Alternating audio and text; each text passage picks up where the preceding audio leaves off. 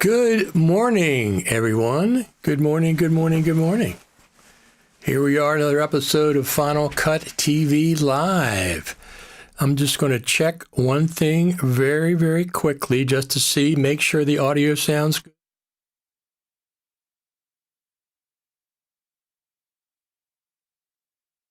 Audio is fine. Everything is registering as it should be. So we've had a little bit of activity with Final Cut Pro related things in August of 2025.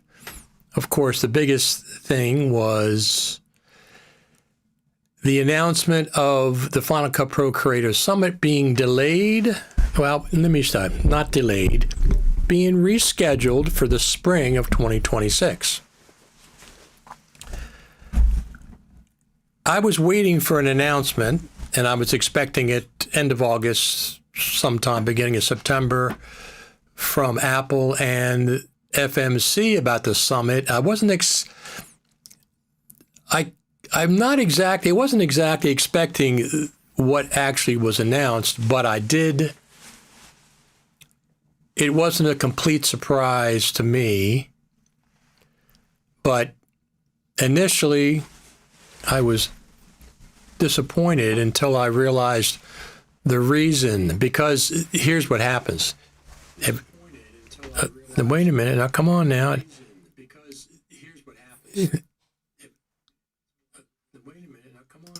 There we go. How did that get turned back on? The audio on one of the channels got turned back on, so that I did not want. Let me go over here and post. Wait a minute. I usually post two. Here we go. I post on X twice. I have the X, it's live streaming on X, which used to be called Periscope, but I also put the YouTube link up a couple of times to let people know that we are indeed live. Now, let me just check and make sure. Last week we had a little trouble with getting comments. I want to make sure that we don't have problems again. Let me see. Yeah, I don't think so. If you're watching live, post a comment, either Facebook or X or YouTube. There we go. Now we're getting comments.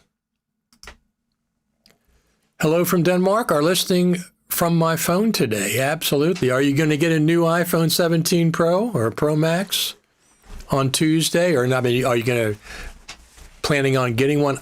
I very likely will be getting a 17 Pro Max, 1 terabyte, or if they have 2 terabytes, I might even spring for that.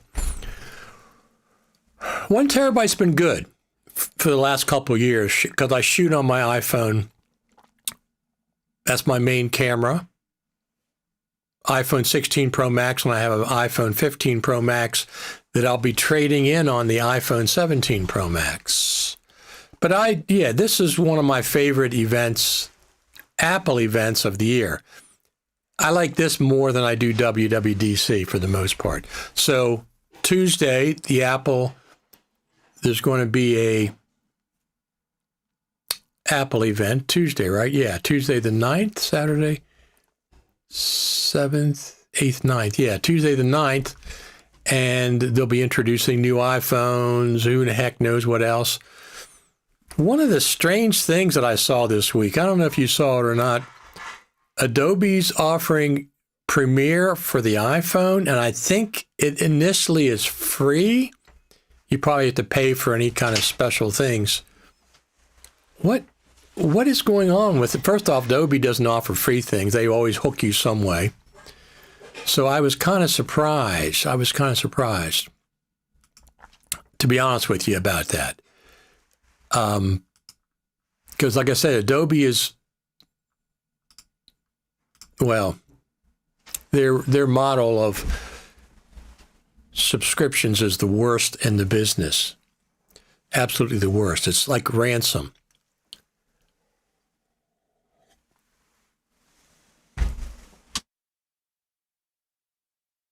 Good old coffee. What would the world do without coffee?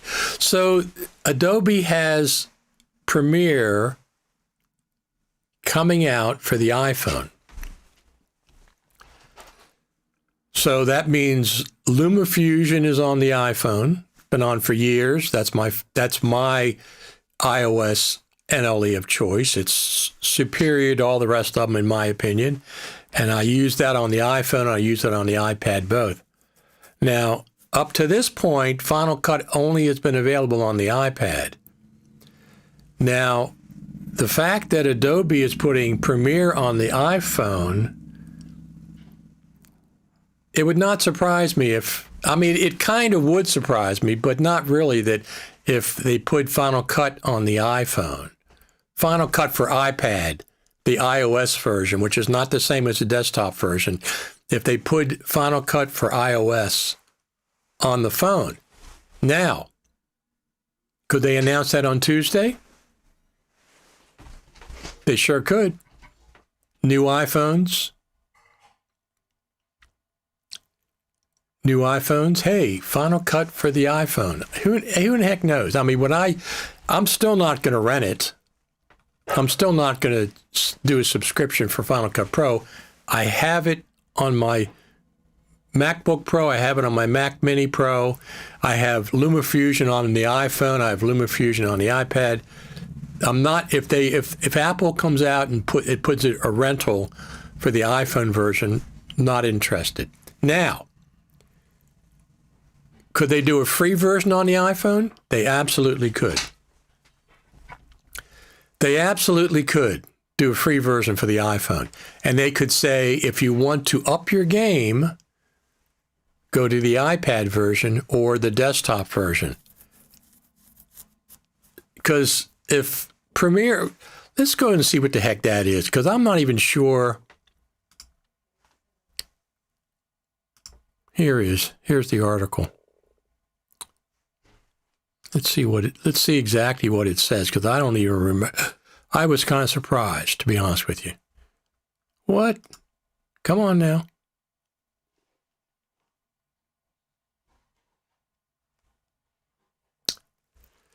All right, let's try this. Let's do this.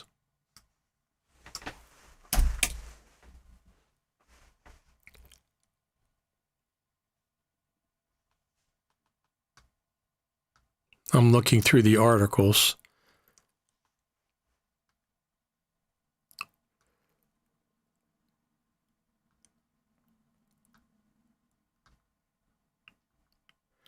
Who else is interested in getting a iPhone 17? I'm looking forward to the event on Tuesday. I'm not sure. Let's see what else.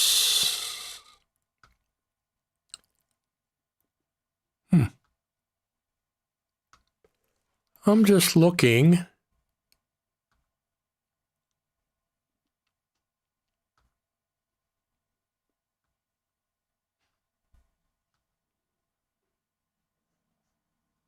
Well, we'll get to it in a minute, but I was looking at the article about Premiere because I thought they said it was free.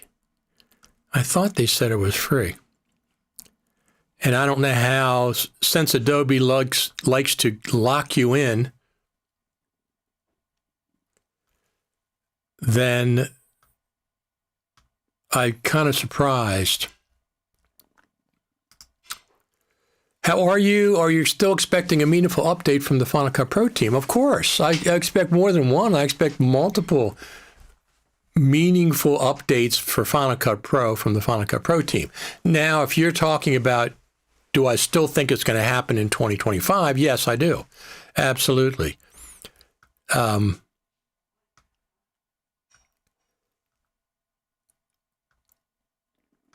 Let me see if I can find this. So my idea is this. They released Final Cut Pro 11.1 6 months after 11.0 was 5 months.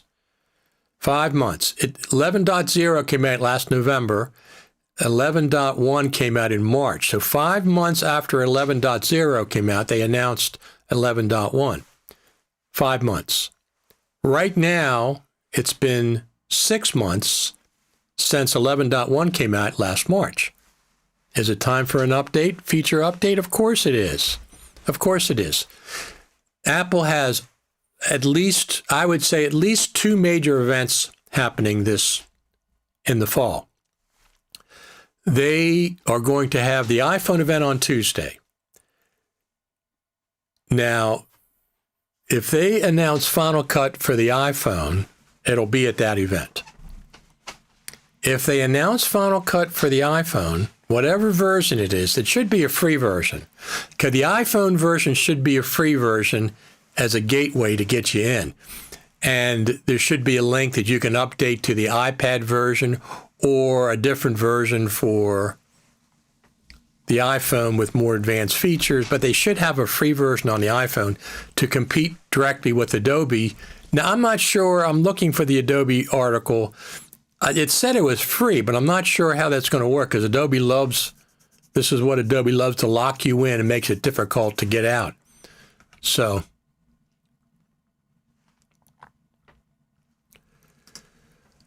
I will most likely do my upgrade for my 15 Pro Max next year, as I've purchased an iPad Pro M2 and a Mac Studio Yes, well then that's completely fine. I completely understand and agree with that scenario. I think design update could come. The interface in Final Cut Pro did almost not change at all since 2017. Even Logic Pro looks slightly different than 2 years ago. There could be something with Tahoe. That's very good possible. But I want feature updates. The interface is fine, updates, but I want features. Don't update the interface, Final Cut Pro team, and say this is a new feature. We updated the interface. Hogwash. That's complete hogwash. By the way, the Final Cut Pro team does watch these live streams. You want to say hi to the Final Cut Pro Apps team? Absolutely. Good morning from Oregon. I always liked when David Lynch said Oregon when he was on Twin Peaks. Good morning from Oregon. Let me see what he says. Pendleton Roundup here in this town, so this litter buck Final Cut. I'm not exactly sure what's going on there. I'm interested in the Apple event, but you admit not getting iPhone 17 Pro Max until I see YouTube reviews and test footage. If it's less than incremental from 16, I'm not going to get one. From what I've seen, there's some major developments going on, and I only care about the video. I don't care about anything else. I don't care about photography. I don't care about making phone calls, to be honest with you. If that's the case, I'd have my iPhone 13 Pro Max still. I only care about upgrades in video. Now, a complete surprise that I haven't seen anybody else mention is if they add Final Cut to the iPhone at this iPhone event. I'm not saying that's going to happen. I'm saying that would be the dark horse. That would be very interesting. I want surround sound HomePods. That's what I'm hoping for during the Apple event. Okay.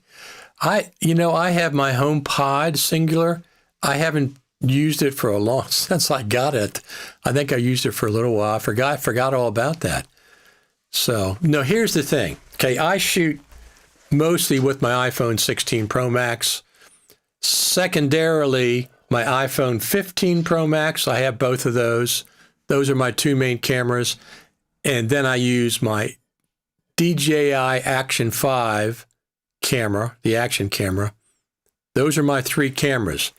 For bigger shoots or more important shoots, I would use my Panasonic Lumix S5 Mark IIX full frame camera with expensive glass. But they take that with me typically. Although I did bring it to the summit last time. I did bring it to the summit in November 2024. And I shot some videos. And the reason I bring it to the summit is because at the sessions, sometimes they're a little dark. So I bring my full frame Panasonic camera with fast lens, fast glass, and it does a really good job for the places a little bit dark. Do you think there's any real chance we'll get native B-RAW support in the next Final Cut Pro update? It's supposed to drop in a week or so, right? I'm honestly so done with Resolve lagging all the time. What's supposed to drop in a week or so? What are you talking about supposed to drop in a week or so? Are you talking about a Final Cut Pro update? I haven't heard anything about it's supposed to drop in a week or so. I think they were going to get one in 2025, and it could happen at any time. And as far as BRAW support, let's just say they're working on it. The parties that are involved, the Final Cut Pro team, Bill Davis from the Final Cut Pro team, announced at the Creative Summit last time that native BRAW support is now possible in Final Cut Pro because of the Mac OS update. I have a note here somewhere. Let's see if I have it here. Well, that's that. Anyway, yeah, he announced last November that BRAW support is possible in Final Cut Pro. Now, I think that Blackmagic has to do the work. So whenever they come out with their handshake with Final Cut, we'll have BRAW support. But yes, I think that's coming. I would be surprised. I'm kind of surprised we don't have it already. So to answer your question, yes, I think there's any real chance. Absolutely. Just want to switch to BRAW on Final Cut, but I don't know if I should or wait to buy BRAW Toolbox. I don't want to waste money if native support is dropping soon, if it's not happening anytime soon. I think it's happening this fall. Absolutely. Then I might just go for it. Absolutely.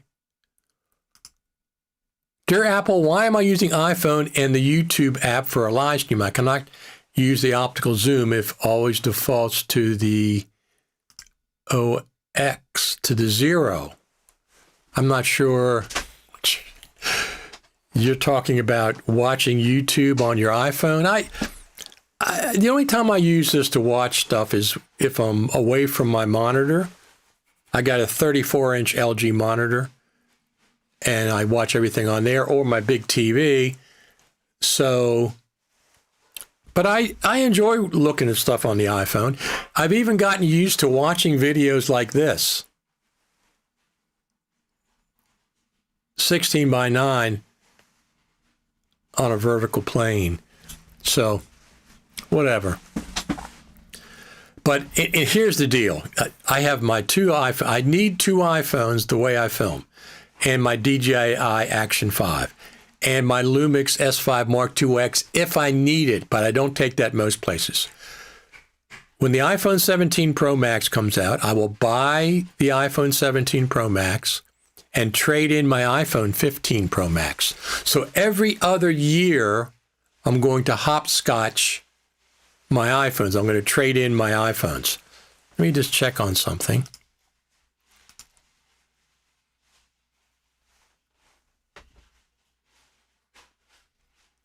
Our friend Matthew says, I saw Adobe is getting a mask rotoscoping feature in the software similar to magnetic mask. I guess Final Cut Pro isn't the only one waiting for features. They didn't have a rotoscoping mask prior. I don't keep track of what Adobe's doing. I don't know. Yeah, I like Final Cut Pro's magnetic mask. I think it's really, really good. Now, Mike, Eddie, if you're watching, go to your Facebook Messenger. I sent you a message over there this morning. So go there. That's where you're going to get the information for what's going on. So Matthew, what's going on with the, let me look it up. Let me look it up because it's not coming up where I wanted to.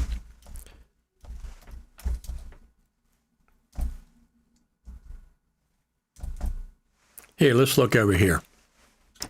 Good old outdoors.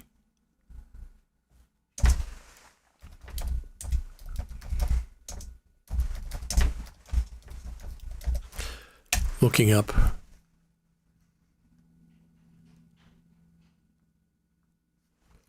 Here we go. Okay, it's real. It is real.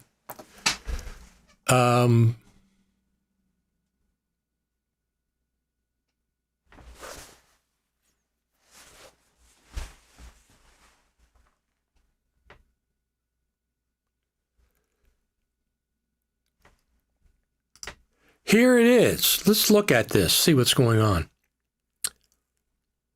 Let's look at this. Introducing Adobe Premiere on iPhone. Easily create, edit, share sharp, stylish videos, blah, blah, blah, with Premiere on the iPhone. To order the free app. So once again, it is free. It is free. Next level editing and then the palm of your hand, designed with mobile in mind. Endless ways to create. This is really surprising that they're uncluttered, free, and protected. Now, this is unusual. If Adobe, this is real for this, and I expect it to be real, since they've talked about this, I have to give Adobe props for this, if this is a real deal. Move seamlessly between mobile and desktop, click off a project on mobile, then pick up where you left off in the Premiere Pro desktop app to polish it with advanced features. Is it Premiere on iPhone free? Let's look at this. Yes, Premiere on iPhone is free standalone video editing app. That is absolutely amazing. That's amazing.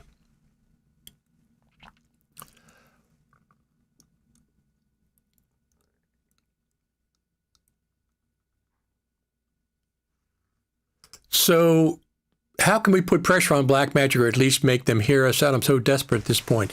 I would be surprised if we don't get it soon. Maybe we'll get it with the iPhone event. Or here's what I'm thinking. If there's no mention of Final Cut Pro at the iPhone event, because it's very unusual that Final Cut Pro would be mentioned at the iPhone event. If there's no mention of Final Cut Pro at the iPhone event, then I expect that there will be Final Cut Pro mentioned at the M5 event for one of the new Macs. I'm going to plug this in, just get ready. Oh, I'm talking about live streaming, not watching a live stream. Hope Apple will work with YouTube-enabled iPhone camera optical zoom when I'm live streaming. I don't think that's Apple. I think that's YouTube. I don't think that's Apple, because I can use optical zoom with other live streaming. I use it when I do other live streaming stuff. So I don't think that's Apple. I think that's YouTube. Do you like the new Tahoe updates glossy look? I don't have an opinion on that. Personally, I'm not a fan of shiny watery style or the step backwards. I would probably... Okay, we're going to get rid of this guy.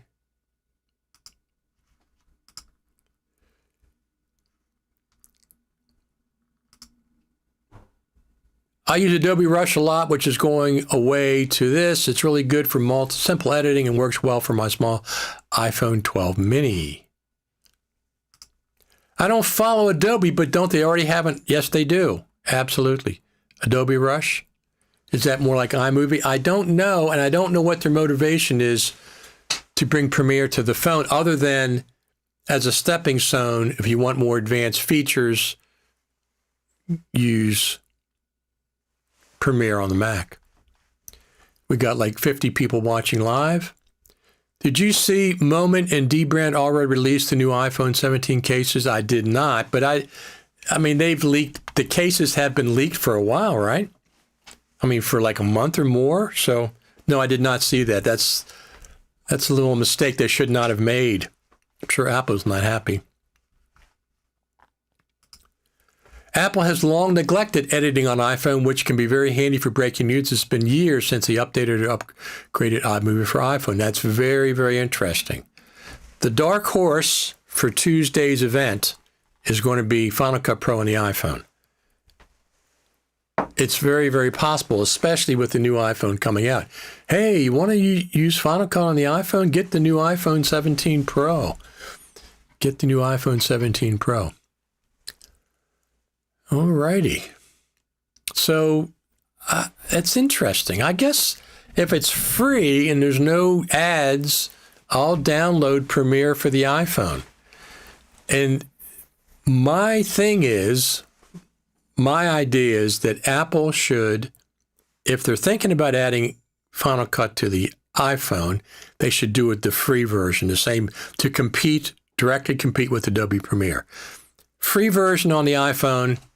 If you want a more sophisticated version, get the iPad version or get the Mac version. But the free version on the iPhone that's not completely stripped down.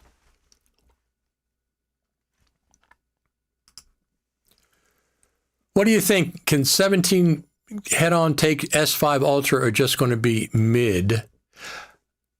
I don't have any opinion on non-Apple phones. I'm not going to use them. I mean, I would get a phone like suppose Elon Musk put out a phone with a great video camera and it was like nobody else's business. I would consider getting that instead of getting a new iPhone, because I only buy the phone for video. I only buy it for video. I mean, a new phone. Otherwise, I'd have a 5-year-old phone to make phone calls and text messages and stuff. So I get it for the video because this is my main camera. If somebody else came out with one, I would consider switching just for the video, but keep my current phone. So, has captions too. Yeah. Final Cut for iPhone, is it going to have to be free? If Premiere for the iPhone is free and there's no strings attached, no ads, no, hey, subscribe and get this better features, then I would think that Apple's looking at that and say we should do the same thing. I'd love to have a quick Final Cut Pro project on a phone, ship it to the Mac to finish. I'll be really curious about how many people will be utilizing mobile Premiere. Well, I use LumaFusion. Okay, LumaFusion's been out for years and years and years. They are much more advanced. They are the most advanced NLE on the phone, on the iPhone and the iPad, etc. So I'm a big fan of LumaFusion. If Adobe Premiere for the iPhone is free and there's no hiccups, there's no gimmicks, oh, it's free, but only for a week or something like that, or they start running ads, I'll download it for free. Why not?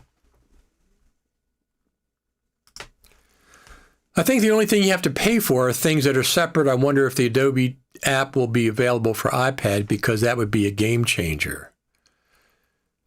Huh. That's a good point. That is a good point. Let me just go over here real quick and do this. Let's do this.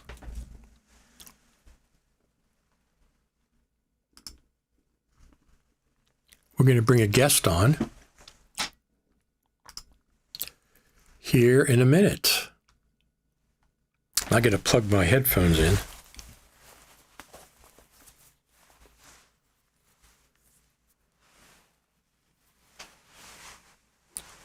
And I have to switch my audio to, let me see something here. What do I have to do? Oh. Interesting move for sure. It really is an interesting move. Now, why did that go? I'm going to pull this over here and I'm going to switch that to that. Switch that to that. There we go. Now that should be all I have to do. Output. It's very interesting. What is their motivation for doing a free app on the iPhone? They're up to something. We got like 60 people watching live right now, so.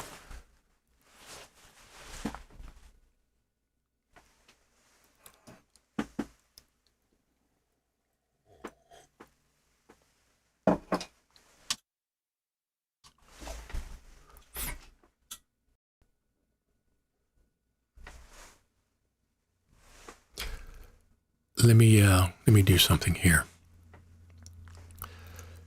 Let's do this, and we have a guest, very special guest. I have to assign him, and Richard. Look who it is. Hey, and everything. It's amazing. It's amazing that all this stuff works. I mean, you know what I mean? Yeah. It's amazing that all this stuff works. Everybody, this is Mike Eddy. He's the author of the brand new Final Cut Pro cookbook, because he also is a chef, right? That's why you did a cookbook? Barbecue. Okay. And he's got some. We're going to talk with Mike for a little bit, and then we can get back to the regular live stream. Let me see. Like and subscribe, guys. Absolutely. We got all these thumbs up coming. Thumbs up. Do you Zoom with Ecamm or just bring guests via Ecamm? Just Ecamm. I don't do Zoom very often. If I have to join a Zoom call, I'll still use Ecamm because Ecamm has a virtual camera and a virtual mic, and I can use that in a Zoom call. So I can use all these, I can use my high quality camera and my Neumann TLM 103, which is right just out of frame. I always get a kick out of these people who have these big arms that come in with microphones, and they come in all over the place, and it just, no, look, my microphone's right here. It's 6 inches away. It sounds great, and it's a high-quality studio mic, so. They want you to see that they have a great big microphone. Yeah, it's weird. It's like they're radio arms for radio, but they're not meant for video, is what it is. No. It's not meant. So, Mike, tell us what's going on. You have a live Facebook event coming up? Is that what it is? Yes, thank you. I wanted to just take a little bit of time and welcome people to the Facebook live event that I'm going to be doing next week, right after your show, basically. So, on a Saturday? Yep, Saturday morning, try not to compete, and it's... Oh, that's no problem. Yeah, it's sort of a preview promotion of the Final Cut Pro cookbook, which you could buy on Amazon right now. But we're going to do a little live stream, masterclass and ask anything. Just kind of go talk about workflows, talk about using the Final Cut Pro interface, changing it, depending on the phase of editing that you're working on. And right. I'm just trying to help people out a little bit, get them familiar with the content that's in the book, and see where we go from there. Well, let's go over to the book page. Hold on a second, and I'll put us up with it. So there's you. Let me drag you over. What the heck? Two of you. Wait a minute. Well, I'm going to put this over here. I'll pull you up. Behind the curtain here. No, I don't know why. I have no idea why it went to a different screen. Let me see now. Whoa. It's so bizarre. Hold on a second. Let me go back to 2Up Square, and let me go back to my. Where'd Safari go? It disappeared. That is so bizarre. Where is Safari? I had it down there. There it is. Now let's try this again. Let me see. What do I want to do here? I want to go to here. Let's try this. There we go. There we go. Let me pull you away from your book so people can see your book, and I'll pull me over here. And so this is the Final Cut Pro cookbook. Now, what inspired you to make this thing?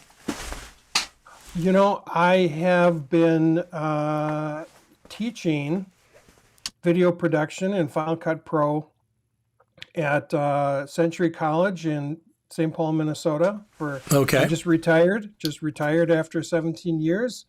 And, there were all kinds of little tips and tricks and things that I could see were, was really helpful to students.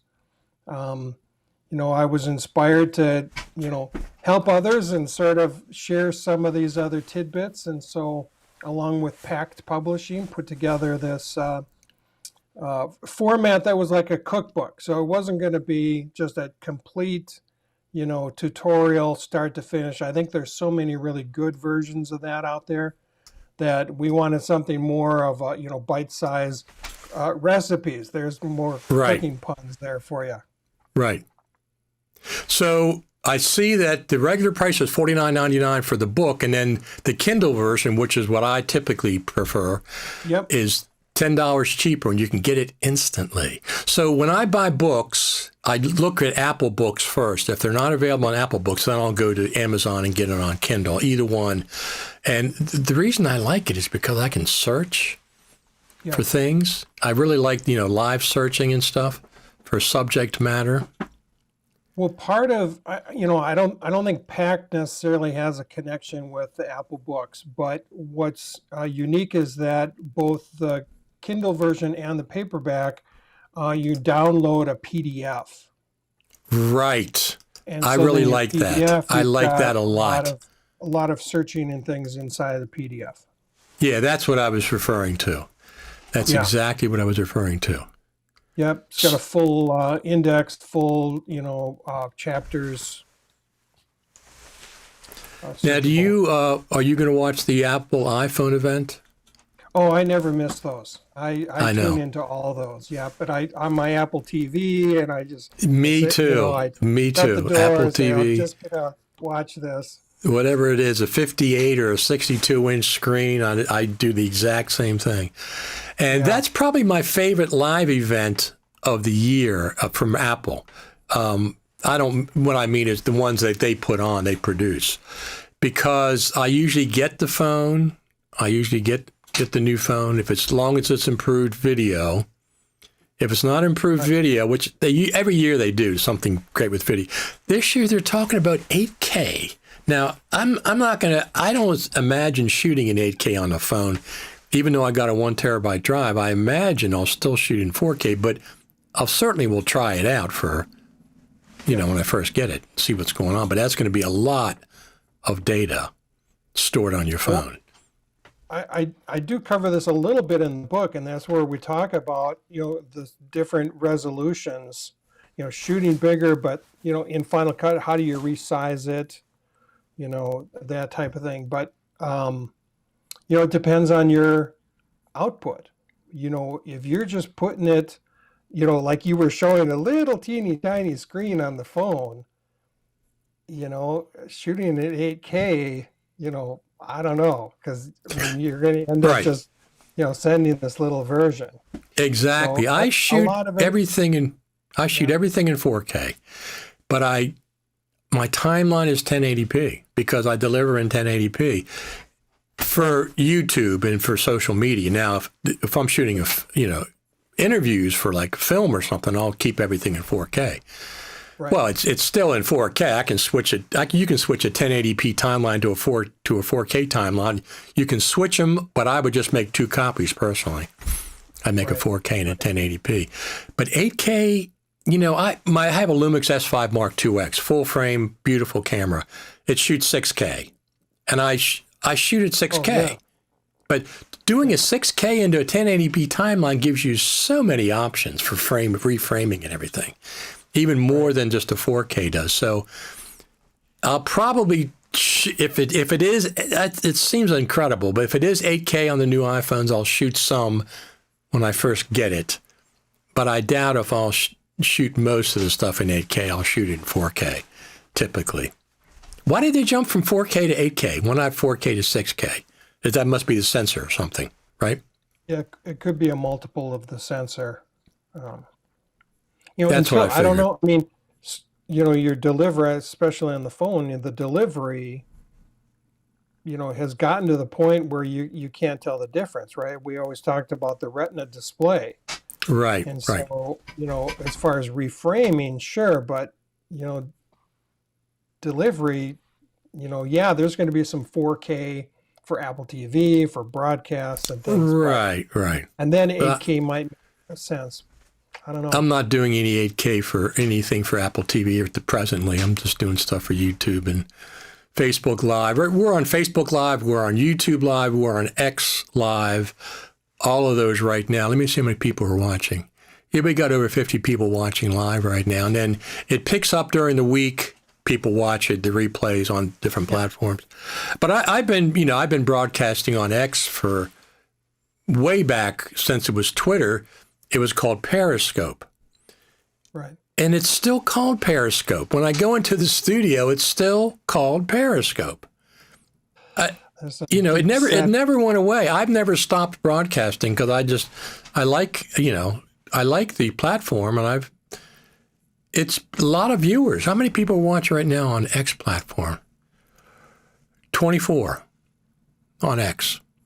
So I can't tell who's watching live on Facebook until I quit the stream.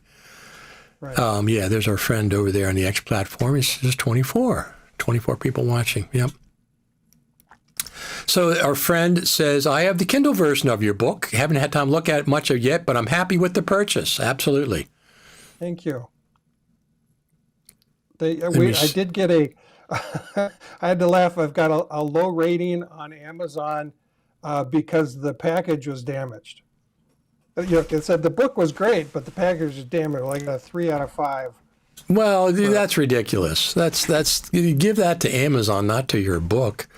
Well, so here we got a question. M Avenue, Rich, could you ask your guest if he thinks this iPhone will do better in night video when it comes to those ghosting glare dots that are very, I know what you're talking about. They're flares, but I think that's the lens, the aberrations on the lens. I think a lot of cameras have those.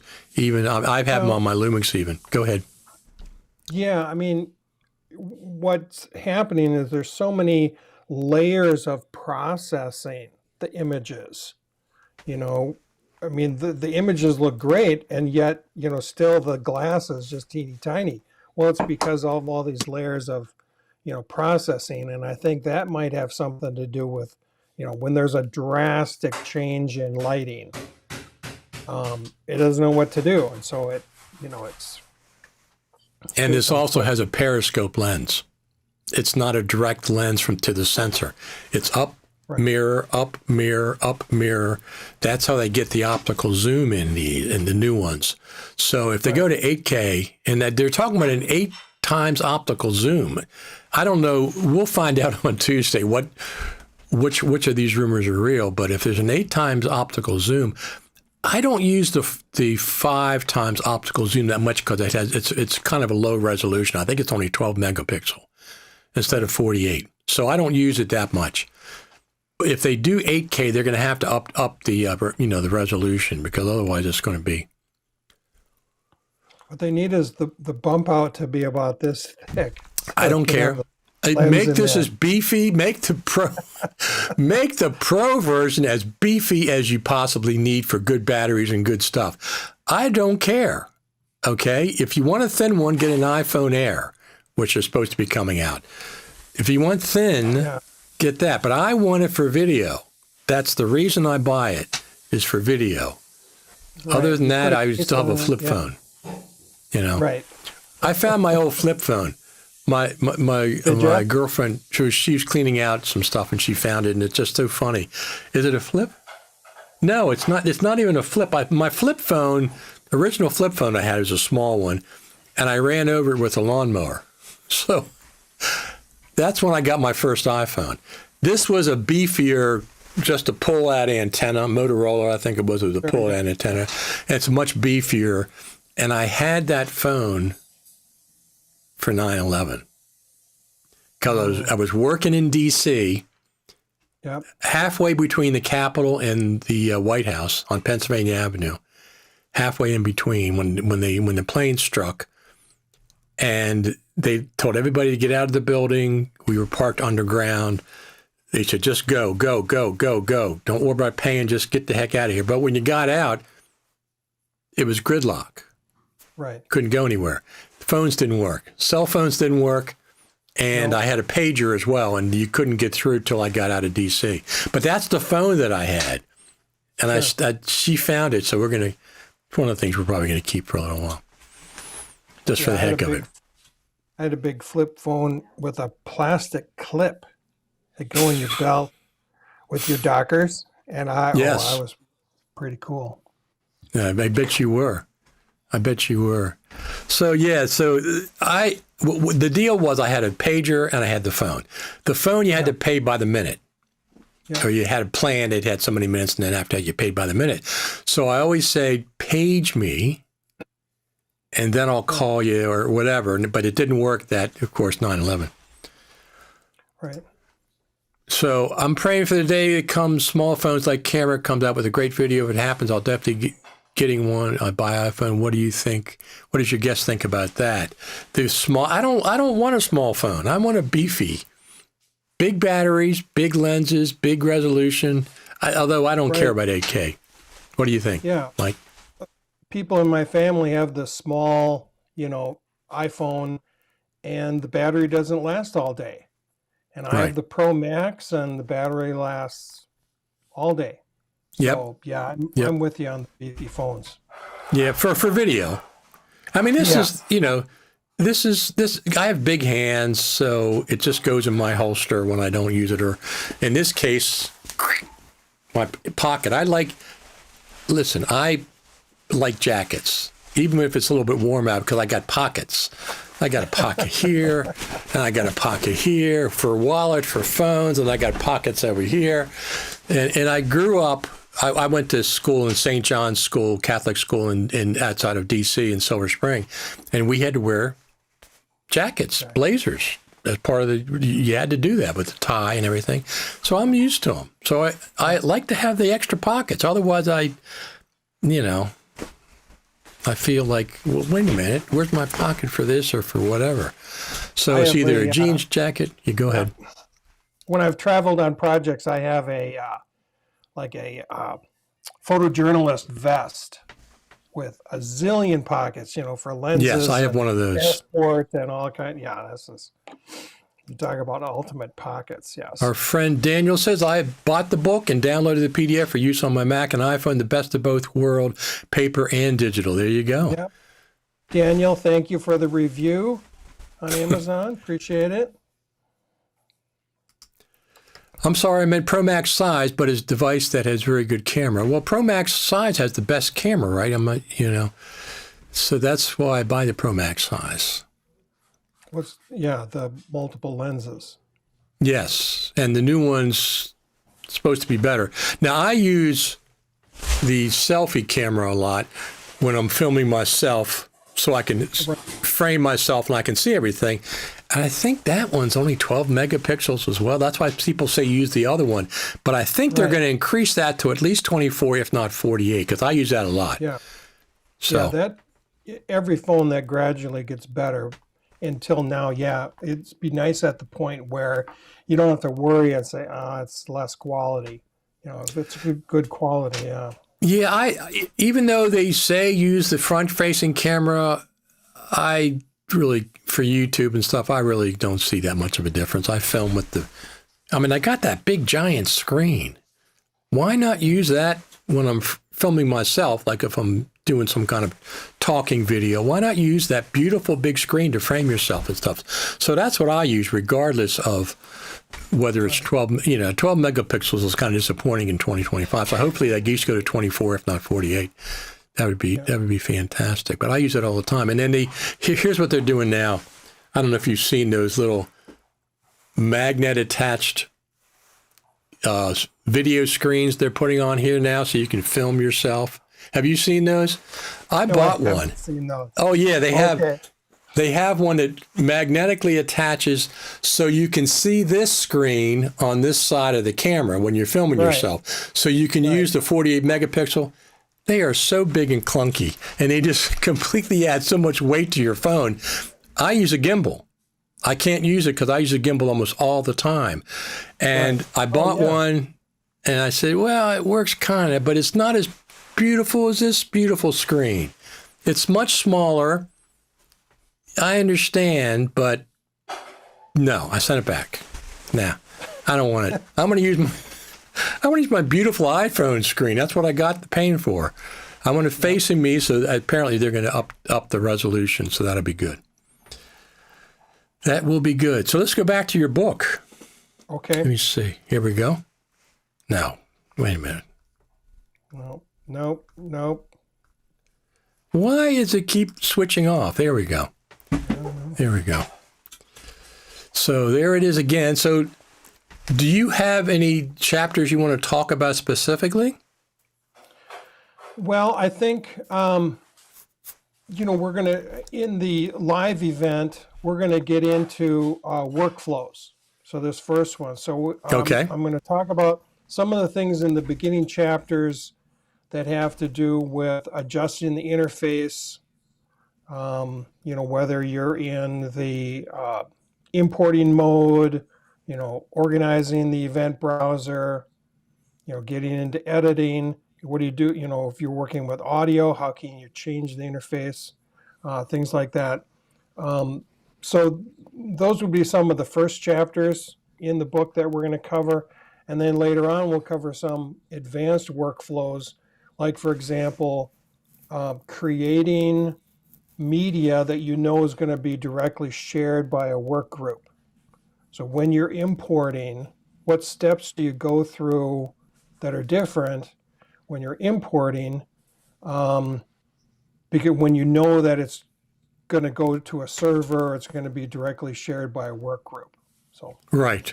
Different tips like that. How do you do it ahead of time instead of, trying to, transfer stuff after the fact? So I always am curious when people have issues because they didn't do a backup copy, they delete their version of Final Cut instead of making a backup. I just saw this morning, how can I get an older version of Final Cut? Well, I found an article that said you can do it a certain way, so I posted the article. But I have copies of Final Cut back to 10.0. Yeah. Always duplicate Final Cut before you update it. Always make at least 2 copies of your media before you start editing. People say, I got this flash, I got this SSD and everything's on that, but something happened, it's all corrupted. Where's your backup? Yeah. Come on, this is like 101, basic troubleshooting. Yeah. We always used to go by the 3-2-1. 3 copies in 2 locations, and one of them on a different type of media. Absolutely. It's a lot easier now with servers. Yes. That's an entirely different media. But, you used to say, well, I got a hard drive and I got optical or something like that. Yep. Yeah, offsite, something's offsite. So I've gone excessive. I've got LTO9 tapes. Okay. I have, of course, multiple SSDs. I have 50 spinning disks that are basically their backups. They certainly are fast enough to do, you can edit from them as well. So I got LTO9 tapes. I got multiple hard drives. I have a 56 terabyte RAID 5. That's one of my working systems. And then I have Backblaze. Everything's backed up. Even my 56 terabyte RAID 5 is backed up in Backblaze. It takes a long time, but once it's backed up, I have the 1-year plan. They'll keep it for 1 year. You just have to update it once a year or so. And any drive that's plugged into your main computer will be backed up in Backblaze. It's $99 a year. It's a no-brainer as far as I'm concerned. And they have I erased a little 2 terabyte SSD one time and it was backed up in Backblaze, so I downloaded everything and put it back on. If you have a bigger project, they will send you an 8 terabyte drive with your data on it. Okay? You pay for the drive coming to you, right, whatever, $150 or whatever for the 8 terabyte drive. When you send it back, you get 100% of your money back. So it doesn't even cost you anything to get a hard drive version of your data. Pretty darn good, and it's very, very reasonable. That is pretty good. It's a little, back in the day, you'd shoot once on a tape, a little DV tape, and you'd flip the little switch and save it in the box, and that's your backup. But that's your backup. Yeah, SD cards are a little too expensive to just save them by themselves. Plus, I don't trust SD cards like I do an SSD or a spinning drive. Yeah. So that's the other factor. So this person, M Avenue, do you know him? Or them? No, unless it's someone incognito. Yeah, that's what I was wondering. You asked us if anything that is comparable to iPhone Pro Max. I've been researching Xiaomi 15 Ultra. See, I don't know anything about non-Apple phones. I see them all the time, but I don't use that operating system, and I don't use that off-brand. So I don't think so. 10 shoots in 10-bit. That's interesting. Ooh. Yeah, but the iPhone shoots log. Isn't the log Apple log? I'm not even sure. Is that 10-bit? I don't know. That I don't know. I don't know either. 8K is for many, if not all, overkill. Why not focus on good framing and good story instead of pixel and frame rate? Yeah, but the iPhone, they're not worried about framing and good story. That's not the iPhone doesn't care about that. The iPhone wants to sell iPhones. So if you have the options and the technology's there and the new processor can process it. Oh, one of the other things that they're saying about the new iPhone, this is weird. They're saying it's weird, and I'll explain myself in a second, that you can shoot on the front and back camera at the same time and save separate files, right? On the new phones, natively. That was talked about. Exactly. Originally, they had exactly.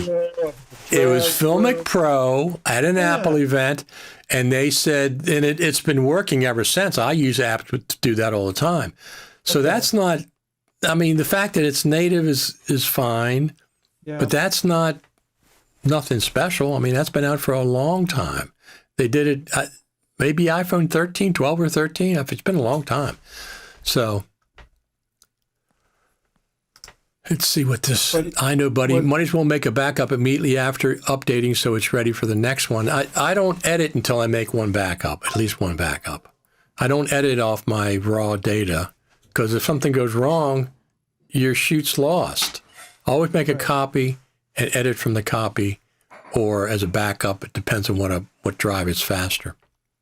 I tell the story of a photographer that I knew here in the Twin Cities. I was doing a Bud Light commercial with a photographer, and they had all the models and everything. They, were doing a barbecue. They had all the photo stuff. Went out to eat to celebrate, came back to the truck. All of his equipment was stolen. They had to call all the actors back, get new stuff. They shot it again the next day. And I've been telling the students, you may not be able to do that. He could probably do that, but you couldn't. What if it's a wedding? You're going to tell everybody, come back, act surprised, try again. We're going to recreate the wedding because I lost the footage. Yep. Those are precious, those little SD cards. You got to make a card art first thing. Absolutely. Before you eat, before you have coffee, or maybe after you have coffee, but absolutely make a copy on an SSD or your MacBook Pro or whatever you want. Right. So one of the things I used to teach at Boston University, they had a annex version of the university down in Georgetown in Washington. Georgetown is actually used to be Maryland, but when they did the whatever, it's actually across the river so it's actually in Georgetown, D.C.? No, it's Georgetown. It's actually Maryland, but they call it part of D.C. But I taught down there at Boston University, Final Cut Pro. And one of the first thing I would tell my students, this is Final Cut Pro Classic, Final Cut Pro 7, I said, how much of your editing time is it okay to lose? And they looked at me and they'd say, well, what do you mean? And I said, well, Final Cut Pro thinks you can lose 30 minutes and that's okay because that's the default setting before it did autosave, before it would save. This is the classic version. The new version 10, we have no idea. We have no idea what the increment of saving is. It might save if it feels like it 10 minutes. It might save in 15 minutes. What nonsense that is that you can't set the specific amount of time for it to autosave. Now, I use backups for Final Cut Pro. Do you know about that app? No. $20 on the App Store. It's been there forever. It gives you complete customization of saving Final Cut Pro. You can save libraries. You can save events. You can save projects. You can save it on any hard drive you want. You can rename it. You can set an auto increment. You can do it, because I do it manually. I save my projects in Final Cut Pro manually. $20. It's phenomenal. I've been using it for years and years and years. I don't trust Final Cut Pro's backup system. It's too many. Right. I've seen too many problems.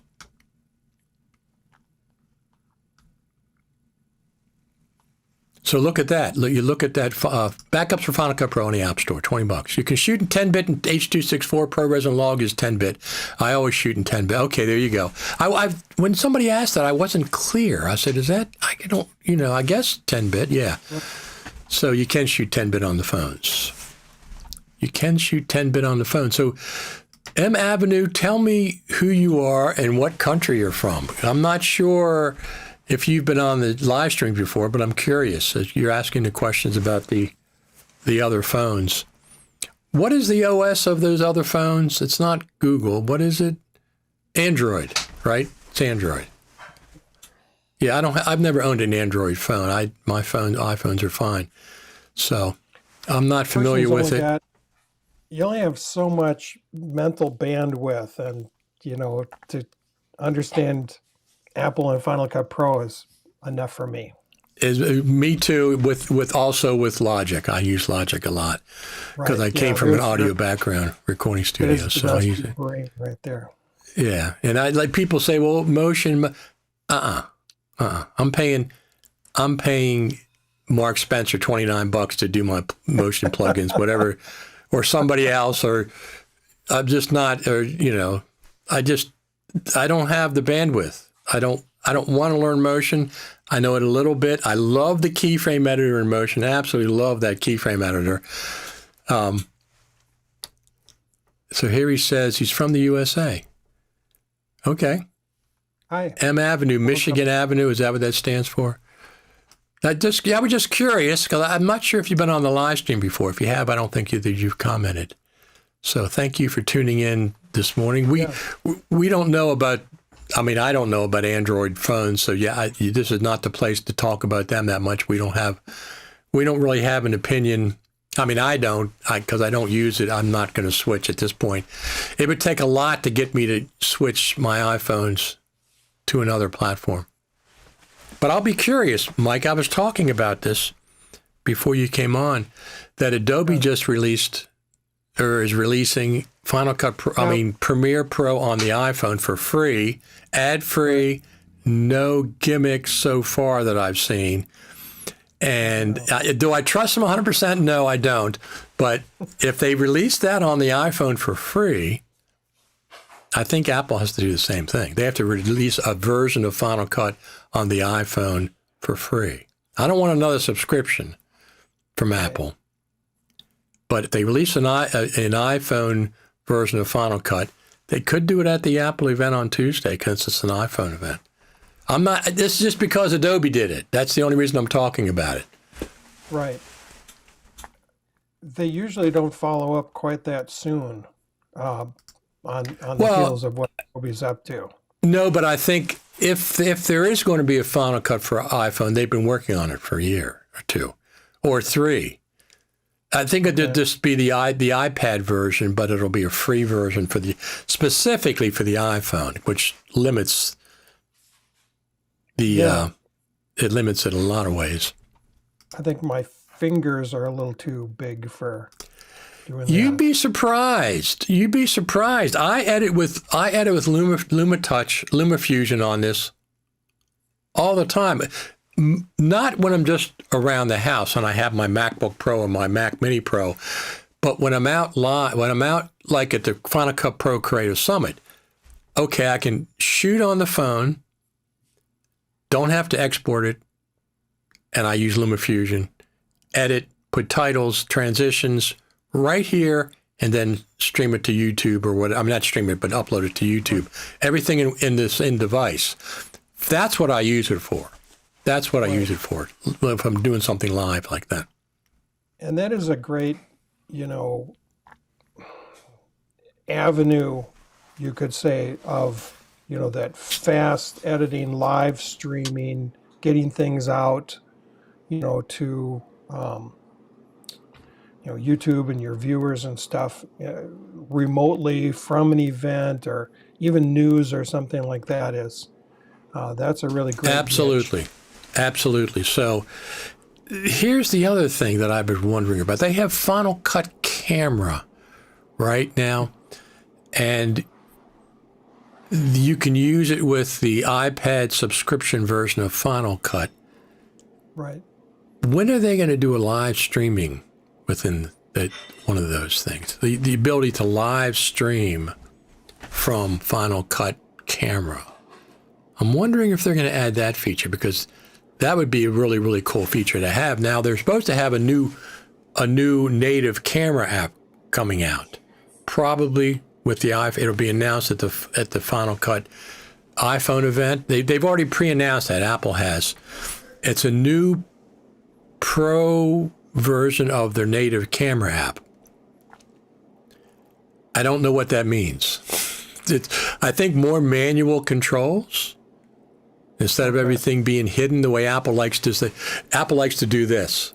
No. You can't look at the controls. Final Cut, no, you can't get to that control. And they do this all the time with their stuff. We got to keep it simple because of our audience. No, you don't. You should have both. You should have a simple version, and if you want to dive into it, give us the option to do manual things.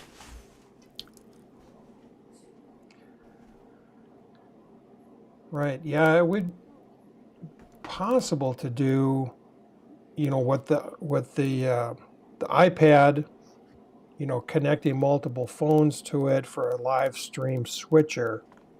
I wonder if you could do that with the Pro app on the phone. That's something's up with that. iPad.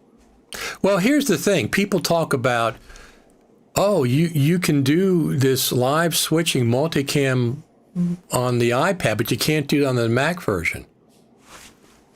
I'm doing it on the Mac right now with Ecamm Live. I've been doing it for years. I have 2 cameras. I have another camera on my desktop. I can have a dozen cameras, and I can switch them live. Of course you can do it on the Mac. For some reason, they're holding that feature back just for the iPad version. But they did tell us at the Creator Summit last time, they don't consider the iPad version of Final Cut and Final Cut Pro on the Mac to have feature parity. They're not doing feature parity with those two. They're keeping each one, some features just for one, some features for the other. So initially I thought they were. I thought they were going to keep feature parity because I did an article of 50 features that was missing from the iPad version of Final Cut. Don't talk about feature parity when you're missing 50 features, but that's not what they're doing. So I'll be curious. I mean, of course you can do the multicam on the Macintosh. Of course you can. They're just not giving it to.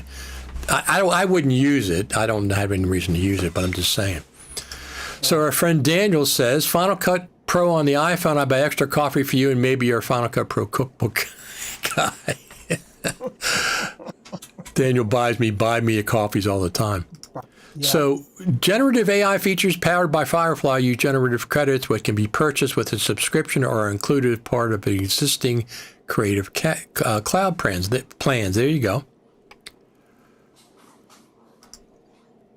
If Adobe Premiere is more advanced, LumaFusion will be your main mobile editing app. I don't know. LumaFusion's been out for 5, 6, 7, 8 years on the iPhone. There's no way that Adobe's going to leapfrog LumaFusion. That's not going to happen. Nor would Final Cut Pro be able to leapfrog. There's too many things in LumaFusion.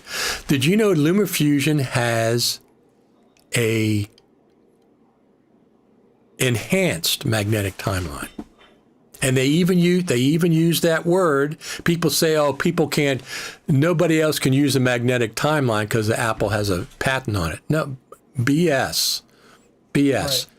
LumaFusion has an enhanced magnetic timeline, which means it's a magnetic timeline, but you can also lock a track, which you can't do with Final Cut Pro. You can't do it. So it's an enhanced magnetic timeline. They use the term magnetic timeline. So. Yeah, you're right. And to, say, well, I'm going to just switch and some other software is going to be my primary editing when you've used one for many years. Yes. That would take a lot. That would take a lot. Now, I do use Blackmagic DaVinci Resolve, and I really, really like it. It is really a good NLE. And if Final Cut wasn't around, that would be my main desktop NLE. Hands down. I mean, it's really, I have the studio version. So, and I really like it. I port my keyboard shortcuts over from Final Cut.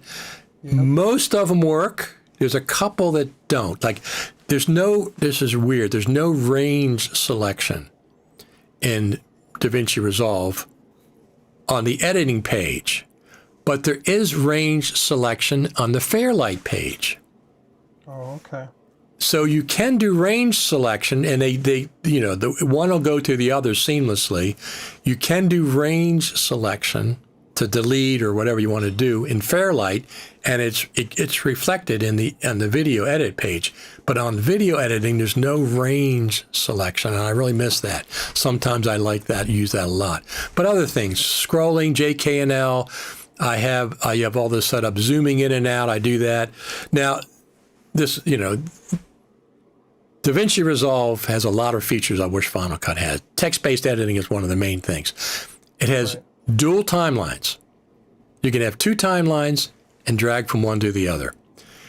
It has dual browser windows. You can have two specific browser windows folders open and drag from one to the other. Those are nice things that it has. And of course, it has a lot of other features as well. But yes, text-based editing, I used it this morning, Yeah. It's really, for long form. I don't need text-based editing for a 3 or 4 minute, social media post. But I'm doing my next version of Final Cut Pro Radio, and it's an hour and a half long. Okay, I can cut that thing down with text-based editing so much quicker than listening in real time. So much quicker. Just read, drop, dot, and I get a text-based, I get a rough cut very, very quickly. So. Yep. Let's see what else we have. New Final Cut Ultimate app is available for superior captioning. Final Cut Ultimate app. Final Cap Ultimate app for Final Cut Pro is available for superior. Okay. Final Caption, I guess that's what that means. Okay. Slow down, Rich. I think either Final Cut Pro or Adobe Premiere will leapfrog LumaFusion, and very excited when it's released. No, it won't. No, it won't. Final Cut has enough. Let me tell you why. Final Cut has enough things on their plate. They can't dedicate all the resources to an iPhone app. Same with Adobe. Adobe has all these other apps. It's not dedicated to that. LumaFusion is dedicated to one app. Their entire company is dedicated to one app. Everybody works on one app.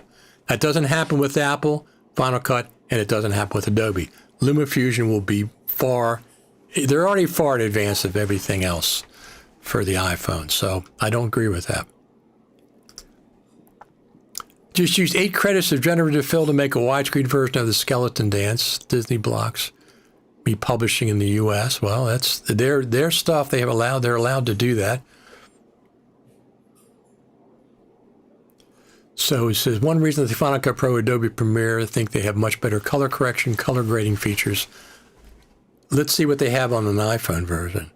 Because LumaFusion's, their color, for an iPhone version, it's pretty sophisticated. Not for the Mac version, of course. But for the iPhone version, I think it's pretty darn sophisticated. But we'll see. It's not going to...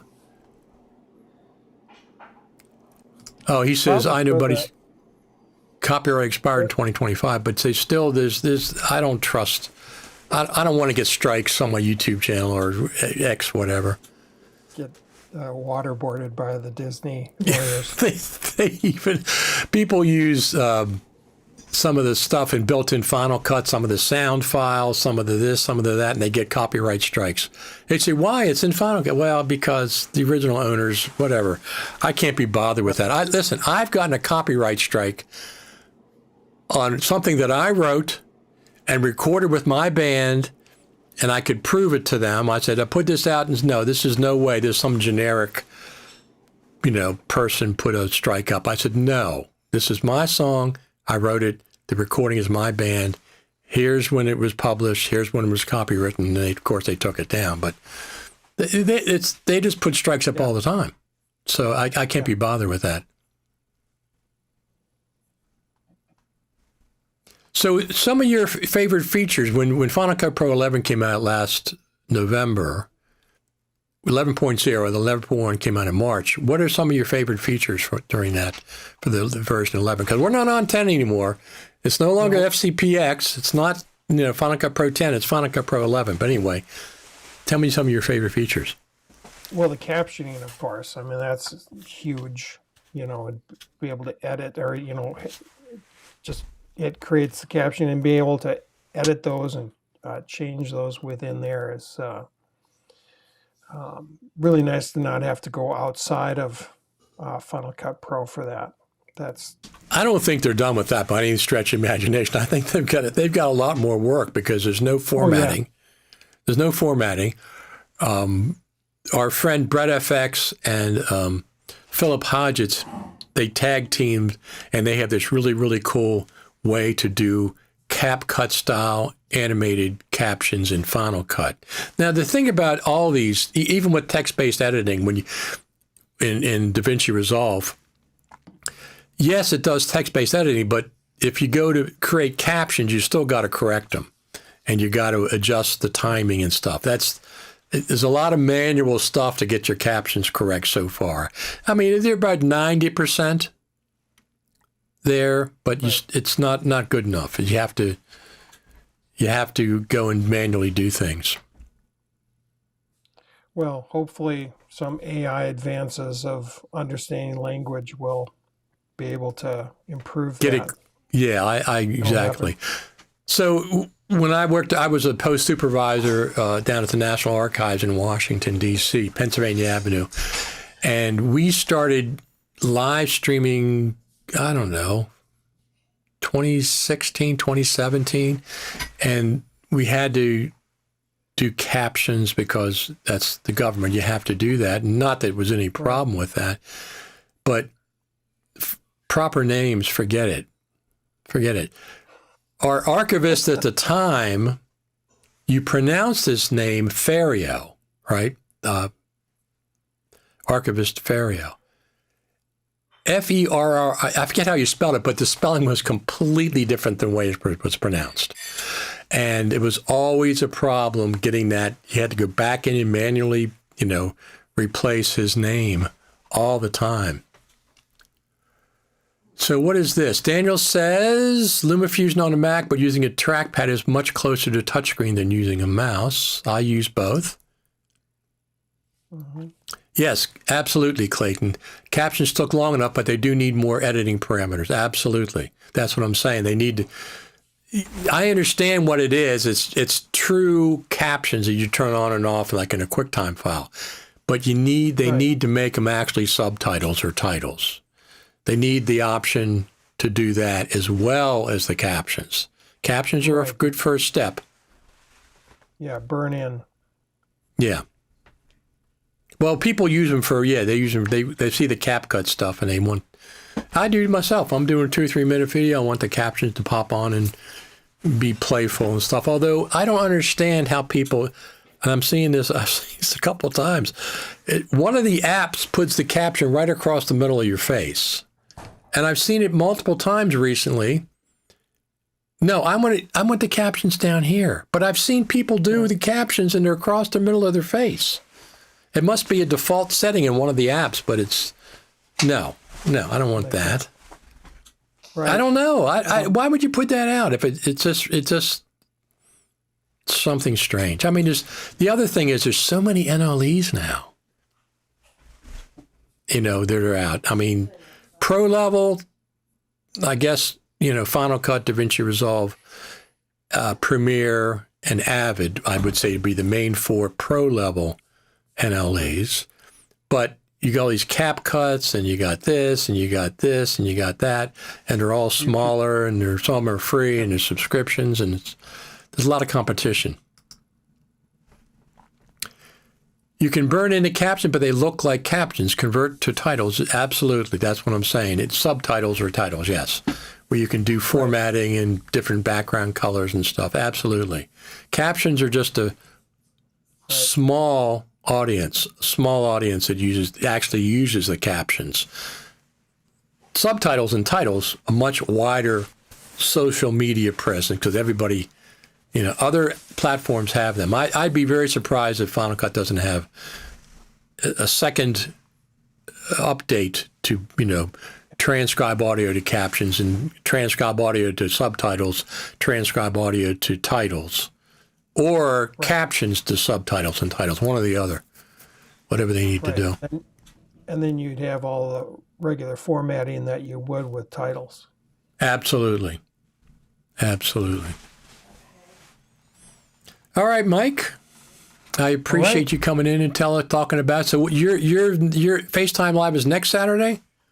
Next Saturday, the 13th, it'd be 11 o'clock Central Time. That's where I am. So what time would that be East Coast? 12? Yes. Okay, perfect. Because you get there ahead of us. If I get there at 10. I'll plug it next week. You have to send me a thing and I'll plug it as well. And yeah, absolutely. Glad to have you on. On Facebook. On Facebook. So how do people find that? I mean, how do they? I sent you a link if you want to just put it in your show notes, or they. Wait a minute. Did you send it to? How did you send it? Send it to email. I don't do email on weekends. Do you send it? Did you send it? I don't. I just don't. It's enough during the week, Monday through Friday. I turn it off Friday, and I don't. Well, I'll put it up next. Yeah. Wait, do I have that somewhere? Did you put it in a FaceTime Messenger? That's usually what I communicate with. Do you remember? I will put it in FaceTime Messenger for you. Okay. Well, for you, because I'll put it up. I'll put it up on the live stream. But I mean, how do people contact you on Facebook? Just by your name? Yeah, although there's a lot of Mike Eddies. I guess. Did you send me your link? And I'm looking right now on Facebook. I did not send it in Facebook yet. Okay. I sent it to an email like on Thursday with the banner. Well, is it on your page? I'll go to your page and pull it up. Yes, should be on my Well, page. let me go there. Hold on a second. Here we go. I wonder what they can search, how they can search. Register now. Is that the link? Yeah. That is it? Let me just click on that and I'll pull it up. Here we go. Here we go. I think we got something here. I don't know. The problem is I'll put it up. I'll put it up there, but it's going to be people are going to. Let's see if that comes up. Here we go. Add to broadcast. I'll leave it up for a few minutes. Is that it? Let me see. It says photo. That's not it. Is it? Here, let me, how about there we go. Here, we'll just get the whole thing here. Copy. Yeah, it should be events. And let me, in our little messaging here, you and I in our Facebook. That's messaging. Too long. That's too long. Now, wait a minute. So I'm gonna take. Hold on a second. I'm gonna edit this down and put it up. Let me put it over here. Let me put it over here. I'll edit the URL because you can delete everything after a question mark, and the link will be. I was the first thing I did was web design. Here we go. So I know about URLs specifically, whatever. This is it. I don't know why that one came up that way, but here it is. Okay. Here we go. That should be it right there. Events. All right. Thank you so much. That's it. That's it. You're awesome. No problem whatsoever. Good morning from our friend Ben. He's down in Hurricane Alley down there in Louisiana. He's not in Florida, but he's...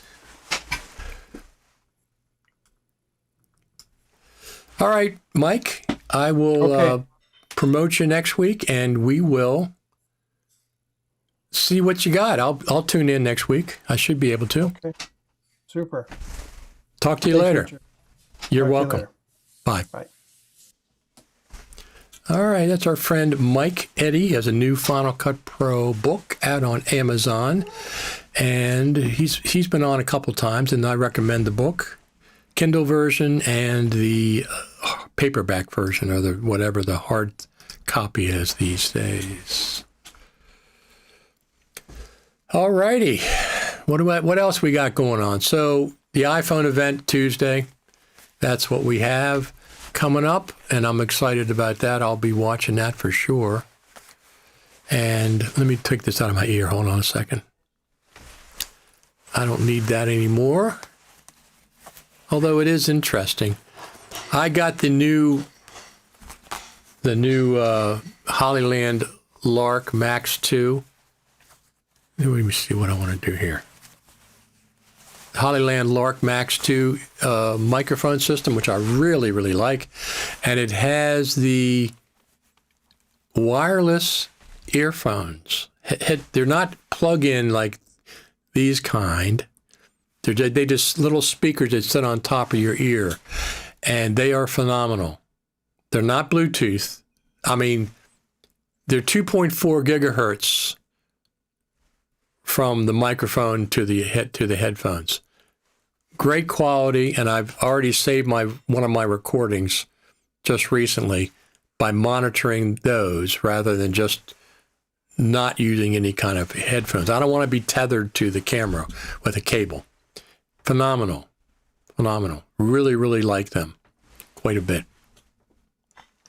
So iPhone 17 Pro Max, I'll probably be picking that up on Tuesday. We'll probably do a live stream after the event, especially if there's anything Final Cut Pro related. The dark horse in that event would be Final Cut on the iPhone. That would be, I'll be curious. I didn't think that they were going to do that, but now that Adobe came out with a free version of Premiere on the iPhone, I'm thinking Apple might do a free version of Final Cut on the iPhone. We'll have to see. Final Cut for iPhone, something like that. We'll have to see how that works. They already got it on the iPad, but that's a subscription. I don't want to be a subscription on the iPhone. They do the free version, of course I would download it. I'll probably download the Adobe version of Premiere for the iPhone because it's free. Personal prediction, no info, just my gut. We'll see Final Cut update in October. I think that's very likely with an M5 event, a Mac M5 event. That's what I've been saying. That we'll have a feature update this year, 2025, probably tied into one of the Apple events. And then we'll so the summit's next spring. Spring starts on March the 20th. I was thinking February, March for the summit. But if we're taking them literally, spring starts on March the 20th. And I know that because that's my birthday. I was born on the first day of spring. So if it starts on March the 20th, and we're taking them literally to mean spring, they're not going to do it March the 21st because Future Media Concepts Conferences is preparing for NAB, all their sessions at NAB, the second week of April. So they're completely preoccupied with NAB at that time period. So probably then we'll see the summit, I guess, in May. They're not going to do it in June because WWDC's in June. They're not going to do it in April because NAB's in April. So that leaves May for the Creative Summit, which is fine. That's fine. Give FMC time to breathe after NAB because they're so busy with NAB. Give them a break. So I'm just saying probably May. 27-inch iMac Pro with M5 Pro Max, but I doubt we'll see another iMac Pro model. I don't know. I think we could see another iMac Pro at some point with the M5, but I think it'll probably be bigger than 27 inches. They're probably even bigger. 31, 32 inches, something like that, 29, something. That would not surprise me to see an iMac Pro, a new version with the M5. I'm sure that was popular. What is it now? 24? The iMac is 24. It's been 24 for a few years. So that would not surprise me at all. Let's see how many people. We got 60 people watching live at this point. Excellent. Very, very cool. So I'll be watching the iPhone event on Tuesday. Here we are, backyard.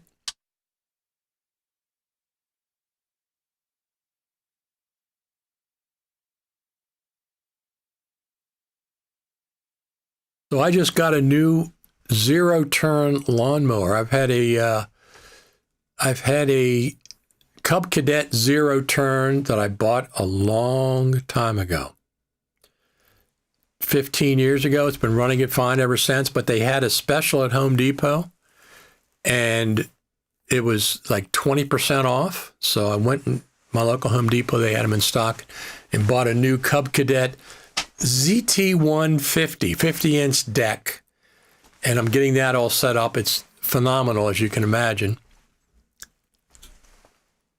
It's really, really cool for taking care of the lawn and the leaves and stuff. Final Cut Pro Surprise will be the next version. Will have access to all the different sound profiles on the 16 Pro and their newer iPro phones in the app. It's about cost and thermals in that thin case. Also, does Apple want to keep an iMac cost below? Well, they can have that version as well, Clayton. They can have a basic version, 24.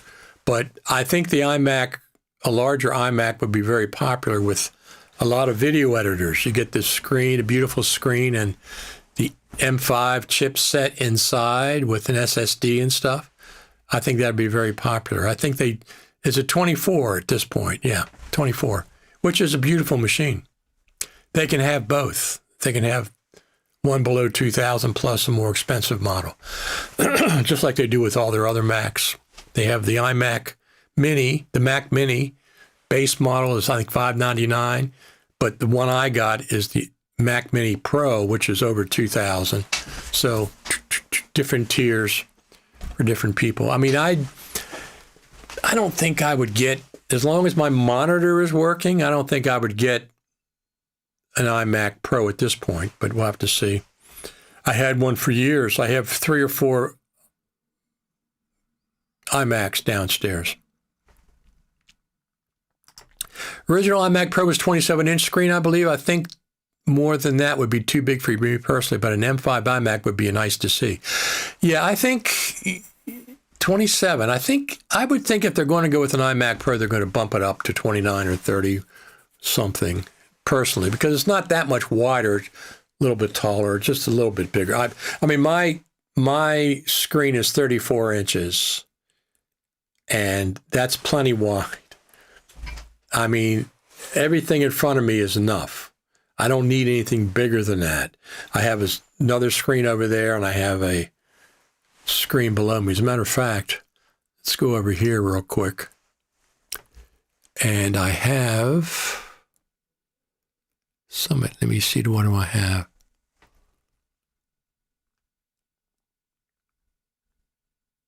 Oh, I don't even have it there. Coming Spring Cam Link. Oh, I don't have it where I thought I did. But I have a screen grab of all my screens. Ben says, then again, my M1 Pro Max MacBook Pro runs so well, I'm not ready to give it up yet. Very powerful, does everything pretty quickly. Not desperate for a new Mac just yet. Neither am I. My Mac Mini Pro is running fine for everything that I'm doing right now. I'm more interested in a new iPhone because I use that all the time. So I'm not really looking to buy a new Mac this year. But we'll have to see. I just think the equivalent of a Mac Mini M4, M5 Pro, but in an iMac, any screen size. Yeah, I think so. But I think they would, if they're going to go with the Pro version of the iMac, they would do a bigger screen, personally. Same with me, Ben, though. I wish I'd gotten a bigger SSD. My MacBook Pro, I think, has 4, or does it? I think it has 4, but I went with the 2 terabyte SSD on the Mac Mini Pro because I keep it empty. Let me see what I have right now. What do I have on there? SSD right now is 75%. So I have to empty that off. 500 gigabytes available. I have to empty that off. To get stuff off of there so I can get it back up to where it's at least 1 terabyte available. I just got to put it on my LTO 9 tape or one of my 8 terabyte drives and then keep it up in Backblaze. It's backed up as well. Thank you, thank you, thank you.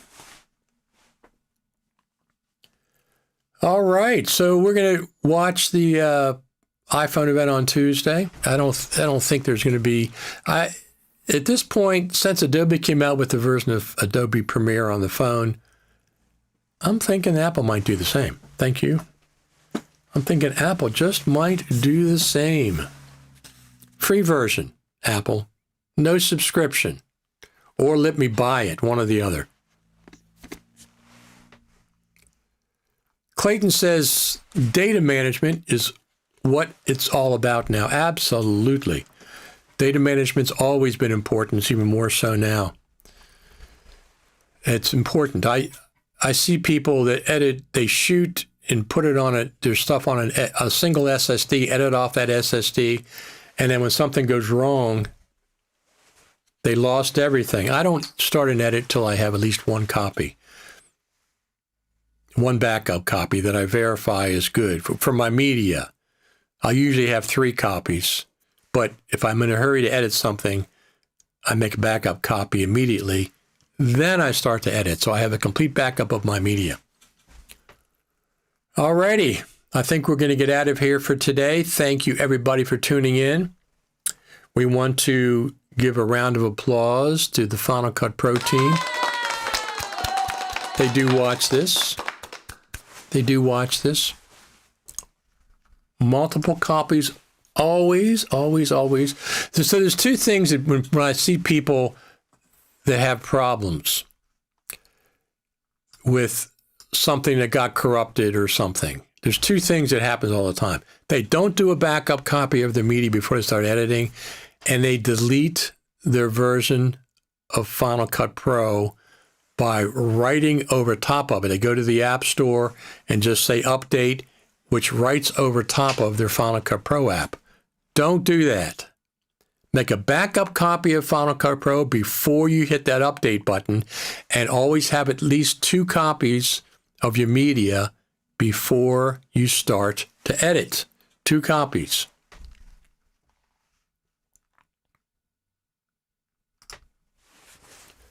Apple does its marketing job to sell new devices. It is for us to select what we need to live with. We don't need to have all they promote, and I don't. I'll be watching the first 45 minutes on replay. Our friend iNobody over there on the X platform. Very, very cool. But let me give a round of applause to all of you. Thank you for tuning in every Saturday. We'll see what happens with the iPhone event on Tuesday. I'll be watching that. See if there's any mention of Final Cut Pro. Usually there's not, but sometimes they might do a little mention of Final Cut Pro. But I expect, as Ben said, a bigger update when they do the M5 event, probably in October.